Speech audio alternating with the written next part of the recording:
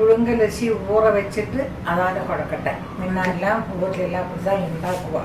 அது கிண்டியில் ஆமாம், அதை மாவை கிண்டி அதை பண்ணுவோம். அது மாதிரி காட்டுறேன். ஓகே. அந்த மட்டை அரிசி கிடைக்கும், அதாவது புழுங்கலரிசி. அதை உங்களுக்கு எவ்வளோ வேணுமா 3 மணி நேரம் ஊற வச்சுவோங்க. ரெட் ரைஸ் சொல்லுவோம். அதுக்கு 3 மணி நேரம் ஊற வச்சுவோங்க. ஓகே.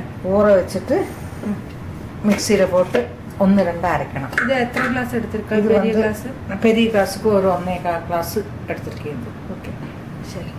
அதை அரைச்சிட்டு காட்டலாம். அரைச்சிட்டு இப்படி 1-2 அரைச்சிருக்கேன். இந்த மாதிரி இருக்கணும் அரிசி. அந்த மாதிரி அரைச்சிருக்கேன். அதில் வந்து நினைக்கிறத 3 கிளாஸ் வெள்ளம் நினைக்க வச்சேன். ஒரு கிளாஸுக்கு 3 கிளாஸ், அதாவது அலம்பி எடுத்துட்டு 3 கிளாஸ்லேயே ஊற வச்சுவிட்டேன். அந்த வெள்ளத்தை கொஞ்சம் நிறுத்தி வெள்ளம் இல்லாத ஆദ്യം அரைச்சிட்டு പിന്നെ கொஞ்சம் வெள்ளமாக விட்டு கரைச்சிட்டு இதுக்கு ஏകദേശം 4 கிளாஸ் வெள்ளம் விட்டுருக்கேன். அந்த ஓகே. அப்போ ஒரு கிளாஸுக்கு 4 கிளாஸ் இந்த மாதிரி இருக்கணும் அரைச்சி வச்சுருந்தது. இனி அதுக்கு உப்பு போட்டுவோங்க. வேண்டிய உப்பை போட்டுவோங்க.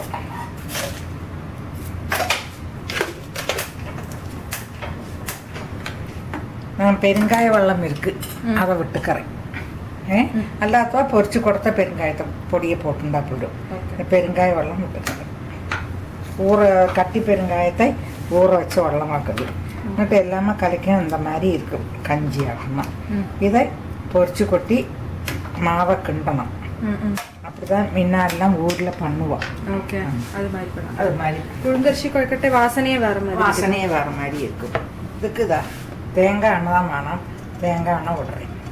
அது உங்களுக்கு எப்படி வேணும் விட்டுங்க. தேங்காய் எண்ணெய் சாப்பிட மாட்டோம்னுள்ளவா ரிஃபைண்ட் ஆயில்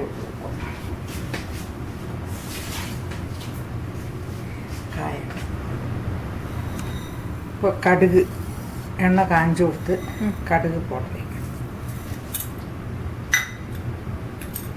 ஒரு 1/2 டீஸ்பூன்.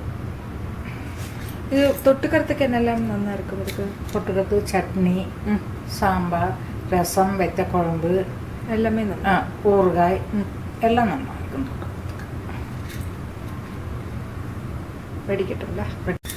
இதாக வெடிக்கிறது. உளுத்தம்பருப்பு போட்டுவோங்க. கடலைப்பருப்பு அது ஒன்று சவக்கட்டு.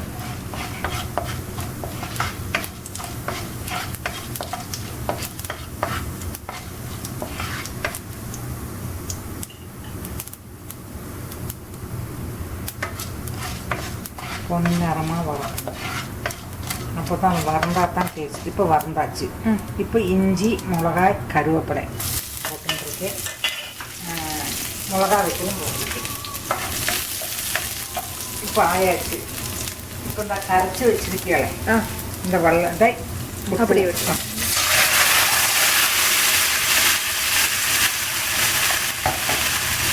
உப்பு எல்லாம் போட்டாச்சு. உப்பும் போட்டாச்சு. இன்னும் தேங்காய் மாத்திரம் போடணும். இதை நல்லா கைவிடாது கிண்டணுமா? ஓரளவுக்கு கைவிடாது கிண்டா போதும். ரொம்ப கூடவே நிற்கணும். ഗ്യാസ് പിടിച്ചാൽ വേഗമായി കട്ടിയാകണം പത്താൻ. കുഴക്കട്ടയ്ക്ക് ഉരുട്ടത്തക്കനെയാണ്. മറ്റത് നിങ്ങൾ എന്നാ உருட்ட மாதிரி இருந்தால் தானே உங்களுக்கு ஒட்டி வைக்க முடியும். அதுக்கு அந்த கட்டிக்கு அந்த வெள்ளம் வைக்கணும். அப்போ பாதி வேவு வேகும். ஆவியில் வேகத்தால் முழுவன் வேவு வந்துடும்.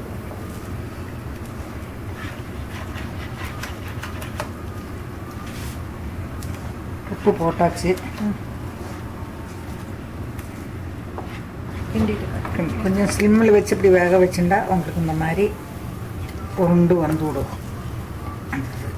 இப்போ தேங்காய் போட்டுவோங்க. இப்போ வேணால் எண்ணெய் போராதுன்னுள்ளவா இப்போ கொஞ்சம் கூடி எண்ணெய் விட்டுக்கலாம். நல்லா இருக்கும். இது ஆறிட்டு ஊற்றி வச்சுட்டு காட்டுறேன். ஆறுனா இந்த சூடில் இன்னும் கூட அது வேகும். இப்போ உருட்ட முடியாது, உங்களுக்கு கை சுடும். அதனால சூடு ஆறுன பின்ன குட்டி காட்டு. முன்னெல்லாம் இப்படி தான் கொழுக்கட்டை உண்டாக்குவா. ഗ്യാസ് അണച്ചു വിടറേൻ. ഓക്കെ. ചൂടാറും ആറി അരച്ച് ഉരുട്ടി വെച്ച് പോകുമ്പോൾ ഇതിൽ ഞാൻ ഒരു മൂടി തേങ്ങ പോട്ടിരിക്കേ. ഓക്കെ. ഇനിയും തേങ്ങ കൊഞ്ചൂടി വേണമെന്നുള്ളതാ ഒന്നും തേങ്ങ പോட்டுக்கலாம். நிறைய தேங்காய் போட்டால் ரொம்ப நல்லா இருக்கும். இப்படி எல்லாத்தையும் உருட்டி வச்சுட்டு ஒரு அரை மணி நேரம் வேண்டாம், ஒரு 20 நிமிஷம் வெந்தால் போயிடும். வெந்தது 20 நிமிஷம் ஆவியில் வைக்கணும். வெயிட் போடண்டா. அப்படியே இட்லி வைக்கிற மாதிரி தான் வைக்கணும். ஒரு 20 நிமிஷம் 15லேருந்து 20 நிமிஷம் வச்சா போதும். ஓகே. இட்லி மட்டும் கொஞ்சம் கூட வைக்கணும். புழுங்கரிசி வைக்கல. இது ஒரு மாதிரி வந்தாச்சு. ஆனாலும் ஒரு வேகிறதுக்கு ஓகே. சில அரிசிக்கு 15 நிமிஷத்துல கூட நம்ம கேஸை பெருசாகிறதுலையும் இதையும் இருக்கு. 15 நிமிஷம் கூட ஆகிடும். ஓகே. இது பெருசாக்கி வச்சிருக்கேன். இப்போ மூடி வைக்கிறேன். வெயிட் போடணும்டா. இது கீழே ஒரு இட்லி தட்டு வச்சிருக்கல, வெள்ளம் மேலே விழாக்கிருக்காரு. இப்போ 2 தட்டு இருக்கு. இதில் 2 தட்டு இருக்கு. ஓகே. இப்போ அதை மூடி வைக்கலாம். ஆவியும் எடுத்து வச்சிருக்கேன். அது பிண்டுன்னா அந்த மாதிரி இருக்கும். நல்லா வந்துட்டு ஆமாம், அந்த ரோஸ் கலர் அரிசி அதுக்கு ரொம்ப நல்லா இருக்கும். மட்டை அரிசி. ஓகே. புழுங்கல் அரிசி குழக்கட்டை. புழுங்கல் அரிசி குழக்கட்டை.